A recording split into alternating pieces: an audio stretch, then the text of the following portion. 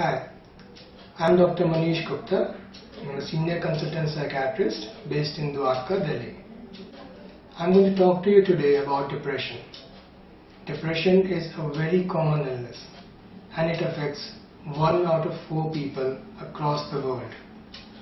1 out of 4.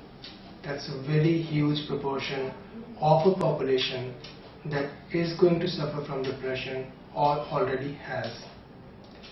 WHO has found that all across the world depression is the fastest growing illness. Fastest. Even faster than cardiovascular disease. Even faster than stroke, infectious diseases put together. That is why it is important that we understand what depression is. Depression is not merely sadness, and that is a big myth that people have.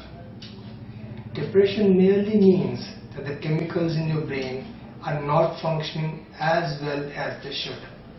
And these chemicals are those that help you to control your emotions, your behavior, and your relationships. Would you not want these chemicals to be under your control all the time? You would. But there are instances when these chemicals go out of control, and it can lead to hundreds of problems that keep on occurring and bothering us unreasonably. Unreasonable in frequency or unreasonable in intensity. And what could these problems be? Let us see.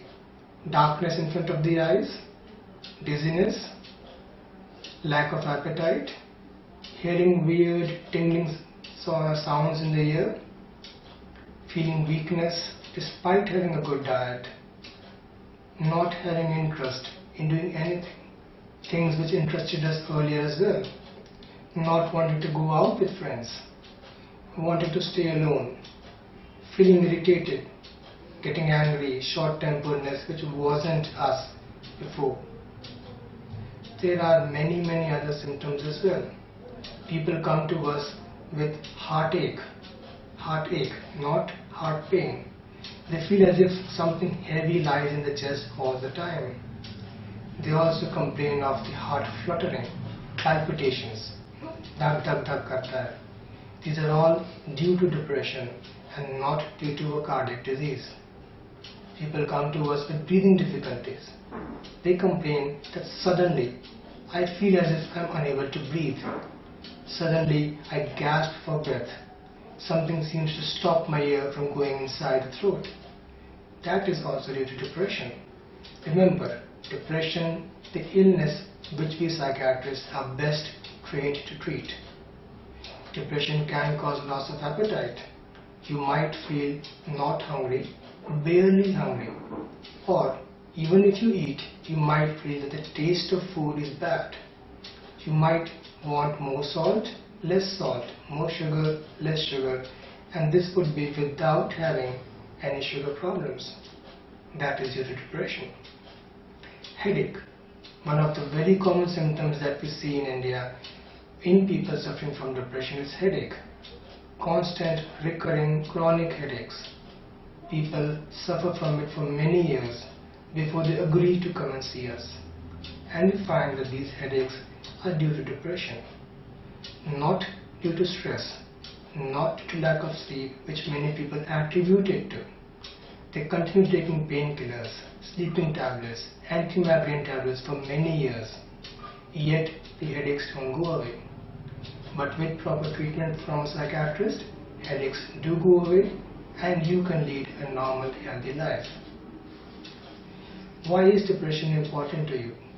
You might feel that because I live a normal, healthy life, no financial stresses, no relationship problems, everything seems fine in my life, I will not have depression. But that again is a myth. None of us are immune from depression. Remember, it is a chemical change inside our brain. It is not due to things happening outside. Whatever you are doing or have done in your life, whether you are rich or poor, whether you have a business, you're self-employed or you're not employed at all, doesn't make a difference. depression can attack you at any time. The chemicals in the brain do not function as well as they should, and that is what brings about depression. It can be treated. Do not be pessimistic about it. It is today a treatable illness. You come to us, engage in treatment, be positive, look forward to getting back your healthy, happy life. As I say, we can bring back your smile. And how do we do that? Well, there are two main directions of treatment. One is medication. You take medicines which help the brain chemicals to go back to proper functioning, being balanced as they were earlier, helping you to feel happy, helping you to feel strong, helping you to feel that same interest, the enthusiasm and motivation that you had earlier. Medication will gradually help the chemicals to come back to normal. Medication will then support the chemicals to learn behaving normally, functioning normally. And then after an adequate period of time, we will withdraw the medicines if required. The chemicals will continue to function normally and you will remain with a smile. The second mechanism of treatment is psychotherapy. Psychotherapy is not counseling. Psychotherapy is a different mode of treatment. Yes, it is a talking treatment, but it involves you being an active participant as well. You talking to me about what's happening and me helping you to understand what's happening, helping you to find out ways in which you can change things, helping you in finding out ways in which you can intervene, you can reflect, you can challenge your own thoughts and replace them with positive thoughts. Psychotherapy is a very intensive process. It takes time, and not many people today have the patience for that, which is why medications are the preference. And medications are quite advanced. They do not have any major side effects. The longer you take them, the better you feel.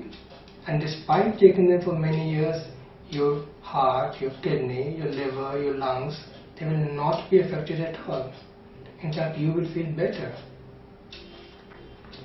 One of the key questions that I often get asked from family members is how can they contribute to the treatment?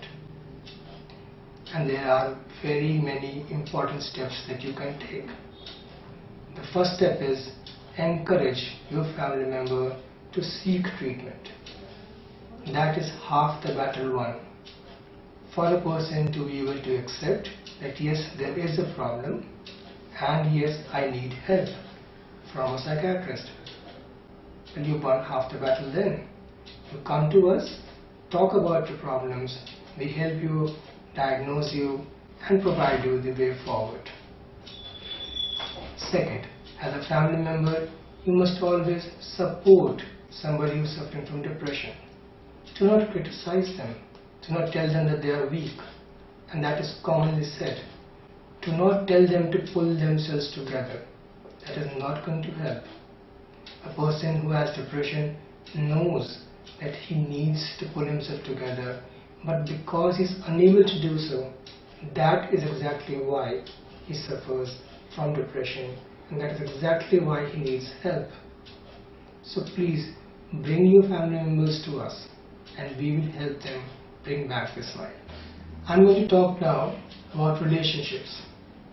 As a psychiatrist, my role in relationship counseling is very important and often required by people who are either getting into a relationship or coming out of it or wanting to build up a relationship.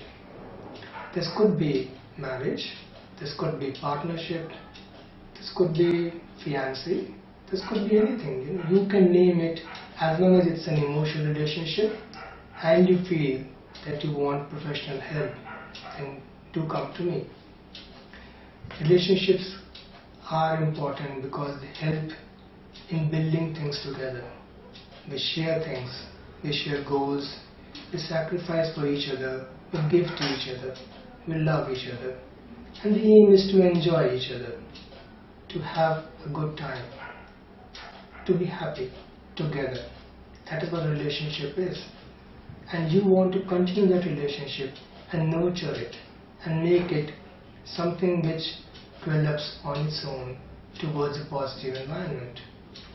If you find at any stage that there are obstacles which both of you together are unable to overcome, then seek a help. How do I help a couple who are in a relationship? Firstly, I would invite them both together. Let them tell me what the problems are. Sometimes the emotions are so strong that they might want to talk separately, which is acceptable as well. You tell me what the problems are, what the obstacles you feel are, and 90% of the time I find it's merely a difference of perspective. One person sees a glass half full, the other one sees it as a glass half empty. And my role is to get you to understand each other's perspective, to get you to respect each other, and to get you to love each other, despite the little eccentricities, the little faults that we all have, to build it up, so that we do not no longer look at the faults, we look at the positives. Relationship counseling is very individualized, so it depends on your situation. But there are some general rules, and the rules are that if you are angry at each other, do not express it because you tend to get carried over. Shut yourself in a room or pick up the phone and tell me, I'm there to buffer you.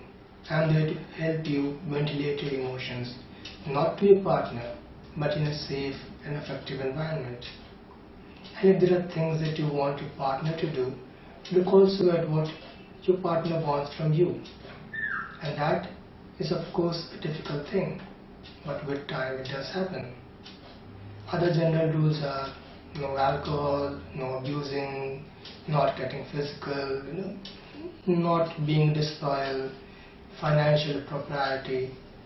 There are many other things, and you might want to read many case vignettes on my website, which would give you a glance on how I have worked together to help couples live happily together again.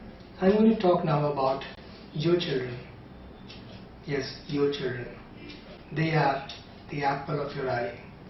They give you a lot of pleasure. But sometimes they don't listen to you, they don't study well, they irritate you, they beat other kids and you get complaints. And that is when you feel, oh God, who should I go to? Who can help me? A psychiatrist can. Whether you are parents or grandparents, if your child is behaving in a manner where you feel you cannot control him, or if a child is not able to study as effectively as he or she should, then please consult me before it gets into a habit, before it gets worse, before your child no longer is a child, becomes an adolescent or an adult, where the consequences of these behaviors or the lack of academic expertise is much more. How do I help? And first of all, I need to talk to the child. I need to talk to the child's primary carers, whether it is grandparents, parents, mother, or even an ayah. And do remember to bring your child's school copies along. But remember, if your child is less than 10 years old, I would speak to him perhaps for less time than I would speak to you, the primary carer. That is because a 10-year-old child does not have the mental capacity to be counseled. You cannot tell a child what to do and what not to do and expect him to understand that. You need to create an environment where gradually he imbibes the environmental culture and does what you expect him and what you want him to do. That is where behavior therapy works. That is why in children less than 10 years old, behavior therapy is a very important component, and it would involve parents, grandparents, siblings, and full-time maid if you have any. Medication is also available, but I use that for the very unwell, for a child who is so hyperactive that its brain doesn't settle down at all, for a child who cannot pay attention to a task for very long. Such a child would be doing very badly in academics, would not be keeping to boundaries, would be interrupting you, jumping around the house, would not even be watching TV consistently, and his speech would have delays or other improprieties. His teachers would say that he misses alphabets or he writes them opposite to how they are. Teachers might say he doesn't sit still in class, he disturbs other kids, or that he interrupts while she is talking or she is teaching. That is a child who does need help, and medication can help restore the balance of chemicals in his brain. We call it a dopamine imbalance, and we have medication that can rectify that imbalance such that the child gradually begins to look at his environment the way he should be looking at it, an environment which is facilitating, supporting and caring, not an environment which is against him, but an environment which is his friend. And that is when your child would begin to develop skills, knowledge and behaviors the way a responsible adult should do. We might give this disturbance a name. Sometimes we call it conduct disorder and sometimes hyperkinetic disorder. But please remember, by whatever name we call it, it is a problem during the foundation stones of a child's life. If we do not get a psychiatrist to look at him now, it is going to be a much harder battle and a much more difficult battle later on in life. So do try and look at your child and see if he or she needs a smile, and bring him to me and I'll bring back the smile both on your face and your child's face. Thank you.